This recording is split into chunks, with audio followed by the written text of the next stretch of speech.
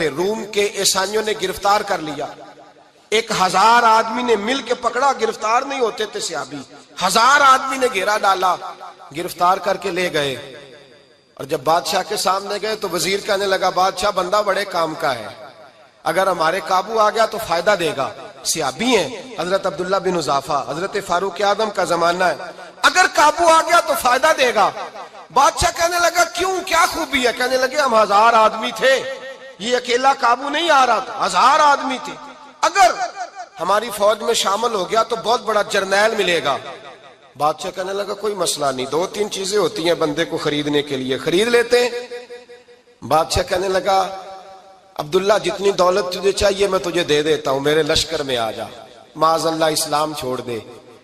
حضرت عبداللہ بن حذافہ کیا فرماتے ہیں؟ فرماتے ہیں بڑا تو بیوقوف ہے، میں نے دولت کمانی ہوتی تو مدینے میں بیٹھ کے تجارت کرتا، میں دولت کمانے نہیں نکلا، میں تو رسول اللہ کی رضا کمانے کے لیے نکلا ہوا ہوں۔ دولت کمانے ہوتی تو کسی مارکیٹ میں ہوتا، میدان میں آنا تھا، شہادت ہے مطلوب مقصود مومن، نہ مال غنیمت نہ کشور کشائی، یہ دولت تو لونڈی ہے رسول اللہ کے دروازے کی، یہ تو پیچھے پیچھے پھرتی ہے نبی پاک کے غلاموں، یہ کمانی ہوتی تو میں کسی مارکیٹ میں ہوتا، میدان میں تھوڑا ہوتا۔ عبداللہ بن حذافہ سے ایک دوسری چال چلی، کہنے لگے میاں عہدہ جو تجھے چاہیے، میں بادشاہ ہوں، میرے نیچے جو عہدہ تو کہے گا وہ تجھے مل جائے گا۔ حضرت عبداللہ بن حذافہ کہنے لگے شاید تجھے پتہ نہیں میری تعریف کیا ہے، شاید تو جانتا نہیں میری تعریف کیا ہے۔ کہا صاحب کی کیا تعریف ہے؟ کہنے لگے میں رسول اللہ کا صحابی ہوں اور کائنات میں سب سے بڑا عہدہ مصطفیٰ کے صحابی ہونے کا عہدہ ہے۔ صحابہ وہ صحابہ تھے جن کی ہر صبح عید ہوتی تھی، خدا کا قرب حاصل تھا، نبی کی دید ہوتی تھی۔ فرمایا میں نے حضور کے جلوے دیکھے ہوئے ہیں، مجھے عہدے کی ضرورت ہی نہیں، اور میں نے عہدہ لینا ہوتا تو میں سیاست کرتا، میں تو شہادت لینے نکلا ہوں میدان میں، عہدے کا میں نے کیا کرنا ہے۔ اب بادشاہ کہنے لگا اسے قتل کر دو، وزیر کہنے لگا نہیں ایک بات اور ہے، مجھے ایک چال اور چلنے دو۔ کہا وہ کیا؟ کہنے لگے میری بیٹی بڑی خوبصورت ہے، مجھے موقع دو اپنی ہی بیٹی کو سجا بنا کے، وہ جوان جس کی جوانی اتنی بڑی ہے کہ 1000 آدمی مقابلے میں کھڑا نہیں ہوتا، اس جوان کے کمرے میں رات کی تنہائی میں بنا سوار کے بی بی کو بھیجا۔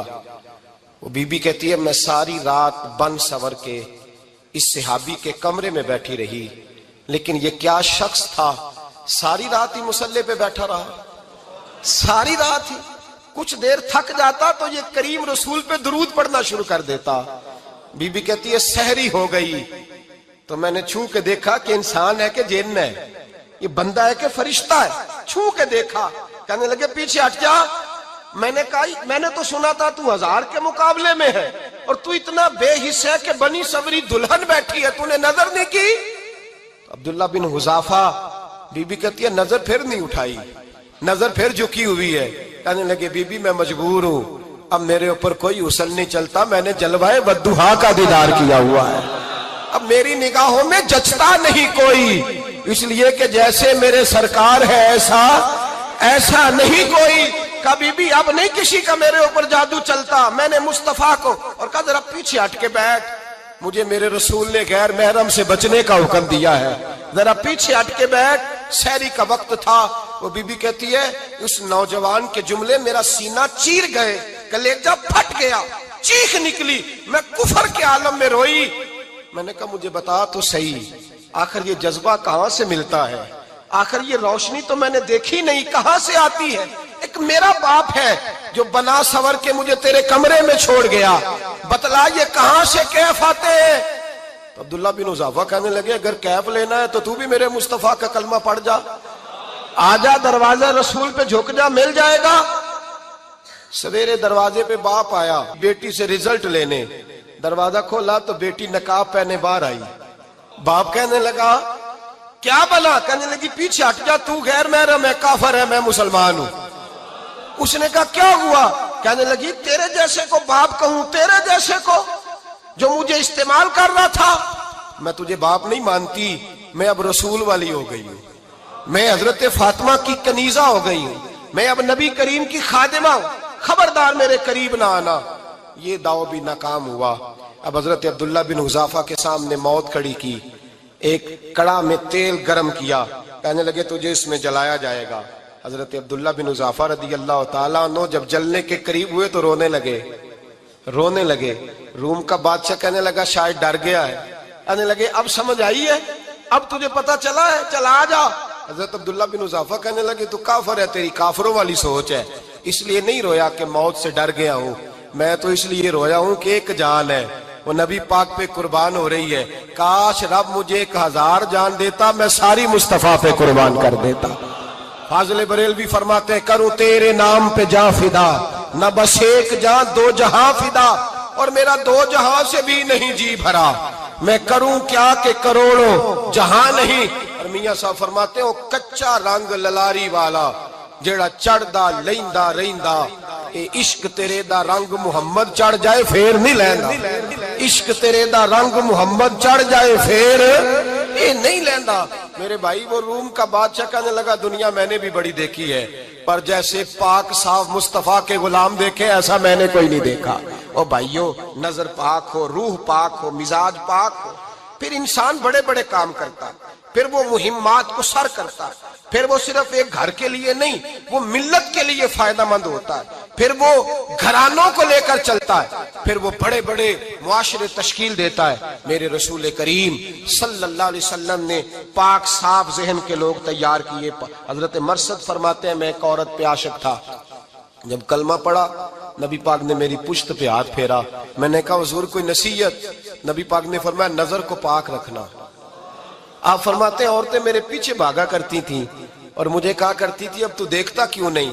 تو میں نے کہا پتا مجھے بھی نہیں، مصطفیٰ کی ایک نظر ہوئی ہے رب نے سارے محل کو چہل دور فرما دیے، سارا کچھ ہی بدل گیا۔ ملت کے جوانوں یاد رکھو اس بات کو، یہ پاکیزگی، یہ نظر، یہ پاکیزگی، یہ مزاج، یہ انسان سے بڑے کام کرا لیتی ہے، اور اگر تیری نظر ناپاک رہتی ہے پھر تو کچھ نہیں کر سکتا، پھر تیری زندگی ایک ایسے قید خانے میں قید ہو گئی ہے جو تجھے 2 قدم بھی نہیں چلنے دے گی۔ سب سے پہلے مزاج کی پاکیزگی، اور دوسرا اصلاح معاشرہ کے لیے اہم درس یہ ہے اپنے آپ کو پاک صاف رکھیں، ذہنی طور پر، نظریاتی طور پر۔ اور دوسرا درس یہ ہے میرے بھائی ظلم اور زیادتی سے بچیں، پاک صاف رہ کے وقت شروع کریں، اور کسی جگہ بھی کوئی زیادتی، کوئی ظلم، میرے نبی کریم صلی اللہ علیہ وسلم کے مزاج کو اگر آپ دیکھیں گے نا، ہمارے معاشرے میں آج سب سے زیادہ زیادتی پتہ کون سی ہوتی ہے؟ لوگ عزتیں پامال کرتے، بدگمانیاں کرتے۔ ابو جہل یہ کام کرتا تھا کہ وہ نبی پاک صلی اللہ علیہ وسلم پر، صحابہ پر معاذ اللہ شخصی اعتراضات کرتا تھا، شخصی۔ عزیزو، جب آدمی کا کسی سے اختلاف ہوتا ہے نا، یا کسی کو پسند نہیں کرتا یا کسی کو ریجیکٹ کرنا چاہتا ہے تو شخصی اعتراضات کرتا ہے، نیچے اترتا ہے، کمزور بات کرتا ہے، چھوٹی بات کرتا ہے۔ اور ہمارے زمانے میں تو یہ کام حسد کی وجہ سے ہوتا ہے، بڑے بڑے جماعتیں ٹوٹ جاتی ہیں، ملتوں کا شرازہ بکھر جاتا ہے، لیکن لوگ اپنی اس حرکت سے باز نہیں آتے، ساری زندگی ذاتی اور نجی اعتراضات کرتے رہے۔ ابو جہل کے اندر ہزاروں عیب پائے جاتے تھے، شرابی بھی تھا، بدکار بھی تھا، بے حیا بھی تھا، ظالم بھی تھا۔ میرے نبی پاک صلی اللہ علیہ وسلم نے اسے دین کا پیغام دیا ہے، لیکن تاریخ کی کسی کتاب میں آپ کو یہ نہیں ملے گا کہ حضور نے کبھی اس کی شخصیت پر اعتراض کیا ہو۔ یہ فرمایا ہے کہ بڑا فرعون ہے اس امت کا، لیکن نیچے اتر کر کبھی اس کی ذاتی اور شخصی زندگی پر کوئی زیادتی صحابہ کی طرف سے اور نبی پاک کی طرف سے۔ بہت بڑی بات سمجھا رہا ہوں، اگر آپ کی سمجھ میں آئے تو ہم ذاتیات پر اترتے، ذات پر اتر کر زیادتی کرتے، ذات پر۔ ہمارا اب ظلم نجی سطح سے شروع ہو رہا ہے اور پوری ملت کو لپیٹ میں لے رہا ہے، پوری ملت کو۔